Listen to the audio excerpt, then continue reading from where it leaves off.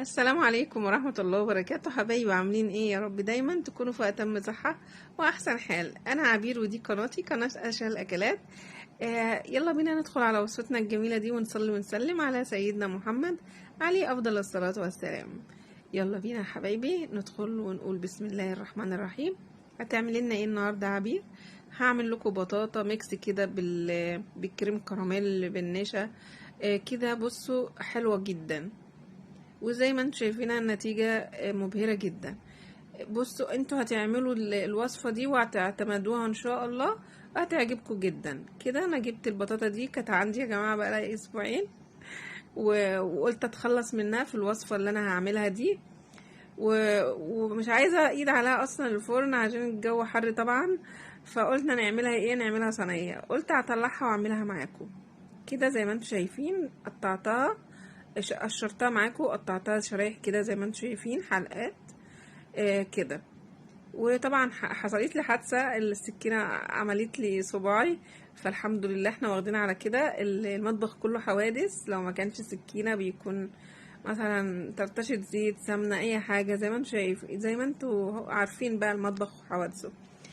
كده زي ما احنا ما شايفين كده، انا جبت طاسه عندي، حطيت فيها البطاطا بعد ما قطعتها. وعلى حسب البطاطا عندك هي مسكره ولا لا بتحط لها السكر. انا كانت عندي البطاطا مسكره، حطيت لها 3 4 معالق سكر كده واكتفيت بكده. انتي عايزه تسويها قوي قوي وتخليها مهريه قوي ومهروسه، بتحط لها ميه. مش عايزاها وبتبقى متماسكه كده وفي نفس الوقت مستويه، ما بتحط لهاش ميه. مع قطعة زبدة كده، يعني يجي 3 معالق كده.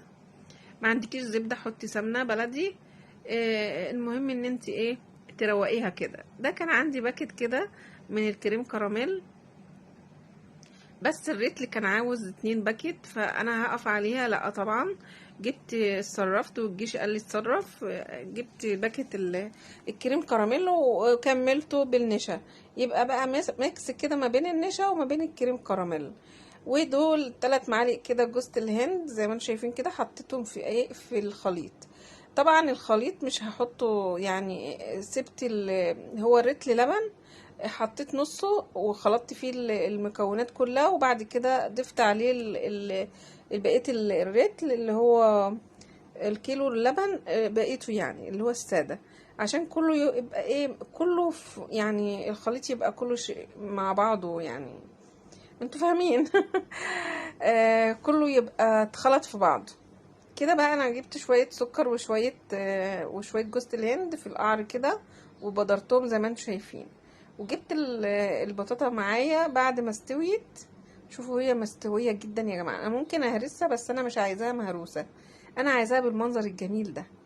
كده بعد ما حطيت اللبن كله على بعضه وخلطته، انا كده بنزل بيه كله على عفوا، على البطاطا، على صينية البطاطا. وانتوا شايفين بقى ما عملتهاش بشاميل ليه يا عبير؟ لا طبعا دي تحفة، تتعبي نفسك ليه؟ بصوا ده جميلة جدا جدا. ده ايه يا عبير؟ ده دي جوزة الهند بس متحمصة، بس طعمها خرافة تحفة، مدية كده طعم لذيذ جدا. كده انا زينتها زي ما انتم شايفين. التزيين ده بتاعك انتي، والله هي مش محتاجة اي تزيين ولا اي حاجة، هي كانت حلوة قوي ومش محتاجة اي حاجة. بس قلنا ايه التكاية الاخيرة دي عشان الفينش بتاعها ويبقى حلو وتطلع بصورة جميلة. عملتها معاكم كده. الخليط ده، الصينية البطاطا دي بجد ميكس كده تحفة تحفة جدا يعني، ما اقولكمش روعة فوق الروعة. زي انت بقى بكل حاجة عندي انت عايزة اللي موجود. انت عندك مكسرات، حط لها مكسرات في قلبها. والله انا استكفيت بالايه بالحاجة دي. عايزة تحط لها نكهة اي حاجة ماشي، دي براحتك برضو. بصوا دي وهي لسه سخنة يعني، وهي لسه ما كانتش بردت.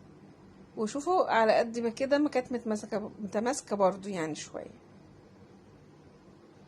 كده هي وصفتي دي بقى بعد ما حطيتها وقعدت ساعة او اكتر يعني. دي بعد ما قعدت ساعة في التلاجة طلعت متماسكة شوية اهيت.